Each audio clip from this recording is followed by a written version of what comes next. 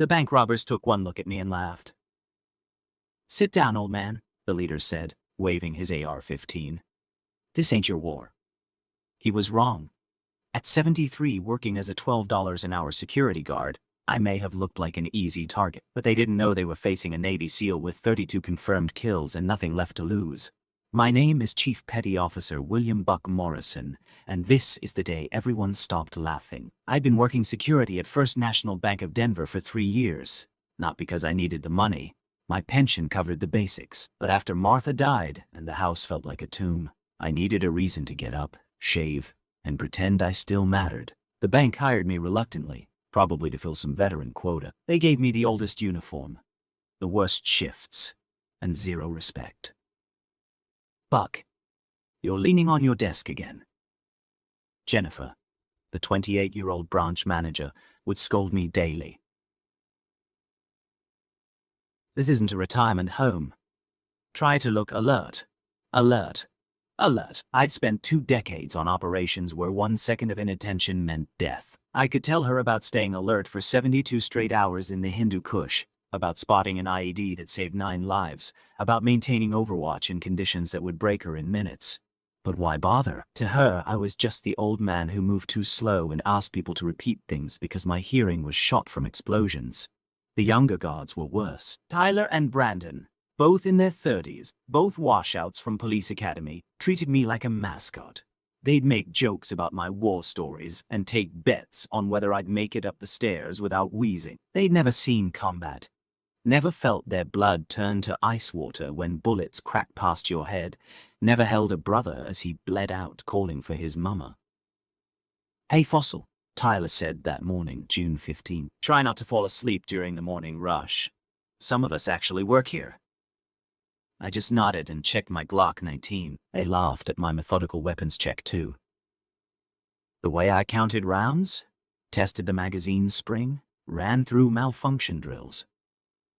"It's not gonna jam, Grandpa," Brandon would say.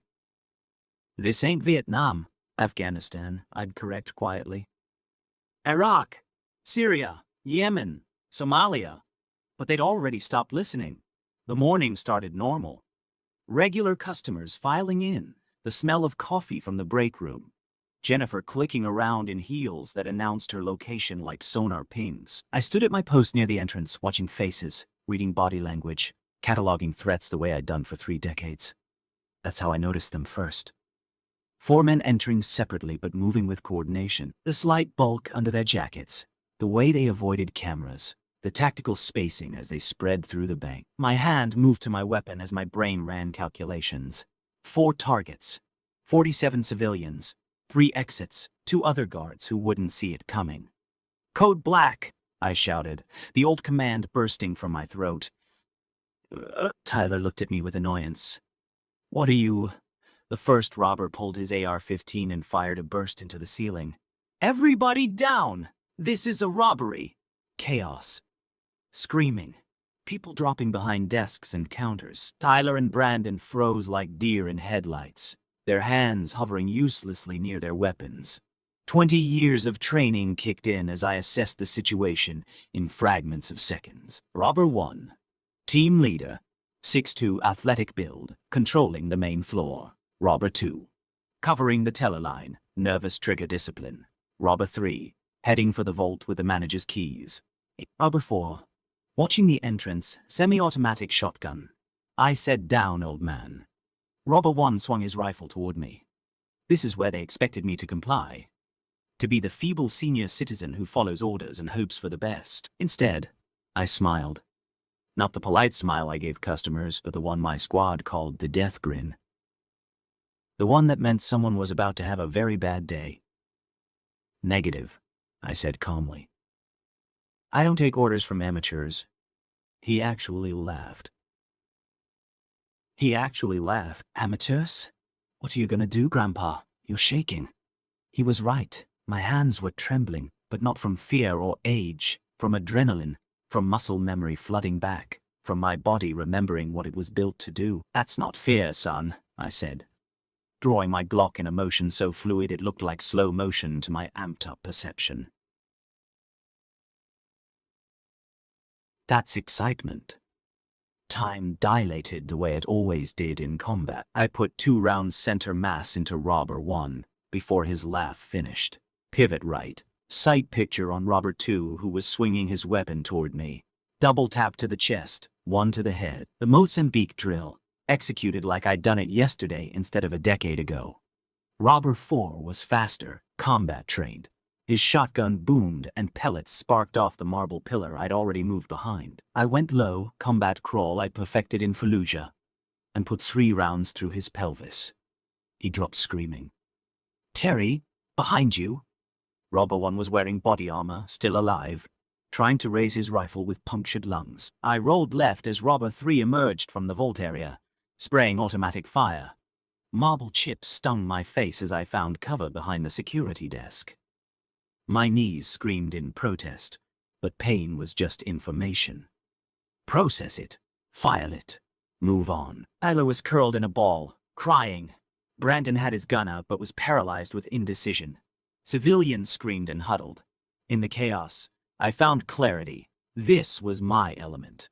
This was who I was before age and loss tried to bury me. I counted rounds. 8 fired, 7 remaining.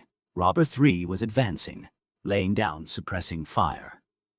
Robber 1 was trying to crawl to cover. Robber 4 was still screaming about his shattered pelvis. In SEAL Team 6 we called this a target-rich environment. I pulled the smoke grenade from my belt, the one Jennifer always complained about. "Why do you need smoke grenades in a bank?" she'd asked. This is why. Purple smoke filled the lobby. In the confusion, I moved. Not the shuffle of a 73-year-old man, but the ghost glide of a Tier 1 operator. Robber 3 fired blindly into the smoke.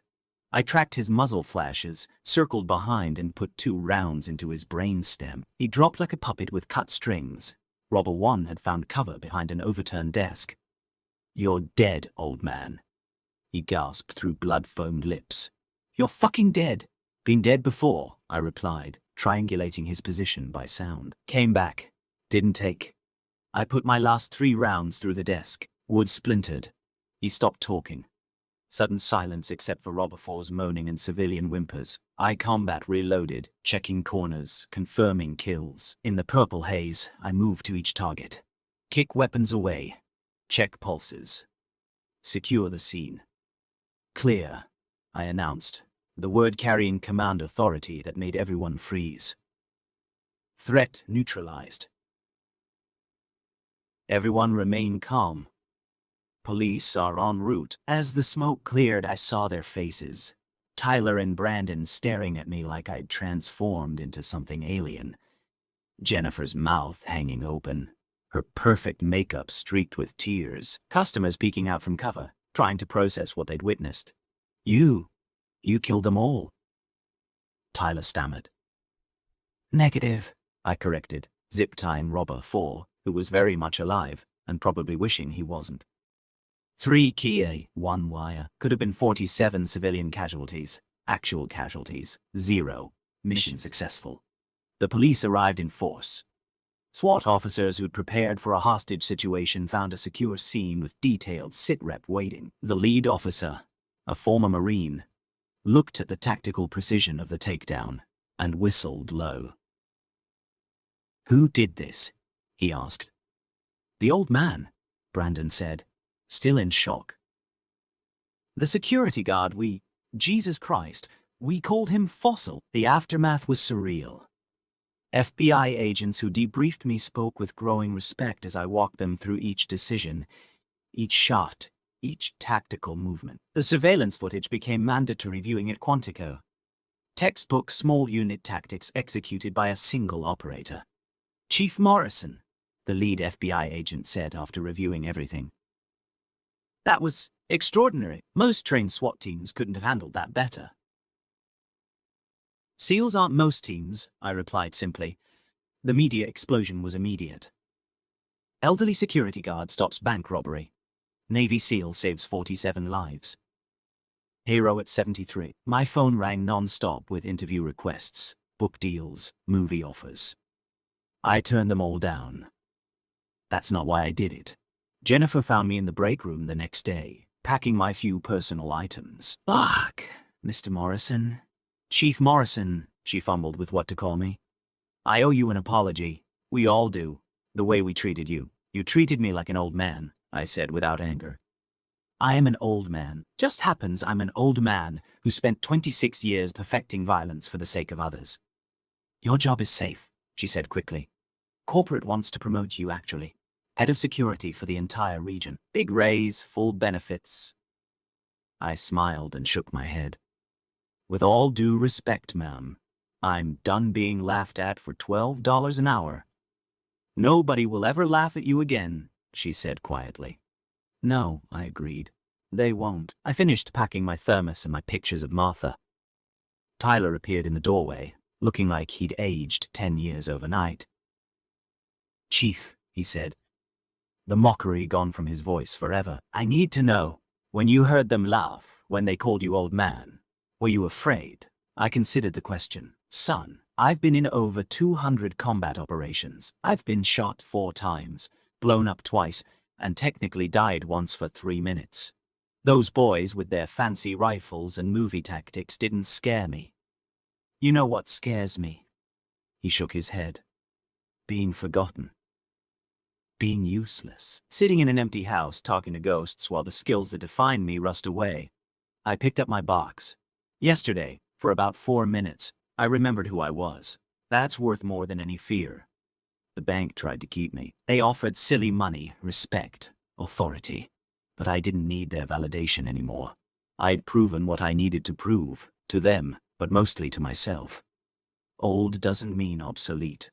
Slow doesn't mean soft, and a warrior doesn't stop being a warrior just because his joints ache and his hair is gray. I volunteer now, teaching active shooter response to schools and businesses. Real training, not the worthless run-hide-fight nonsense. I teach them what I learned in Ramadi and Kandahar. How to read threats, use cover, protect others. How to be more than victims. Sometimes my students ask about the bank robbery, about how a 73-year-old security guard stopped 4 armed men in under 4 minutes. I tell them the truth. Those robbers made a fundamental error. They saw the surface.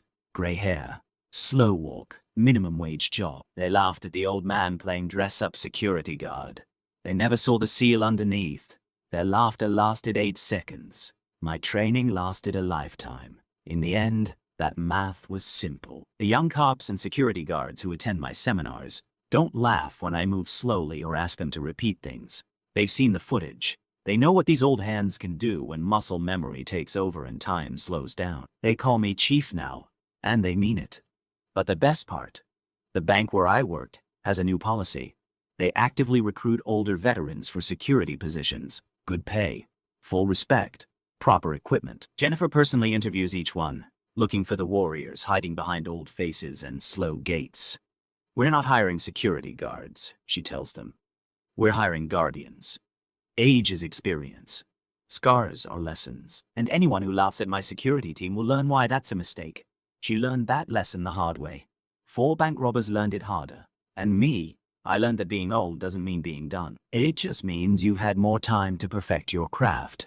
Those young robbers with their R's and attitudes thought they were apex predators. They never considered they were walking into a den with a sleeping dragon. Dragons don't die of old age. They just wait for someone stupid enough to wake them up.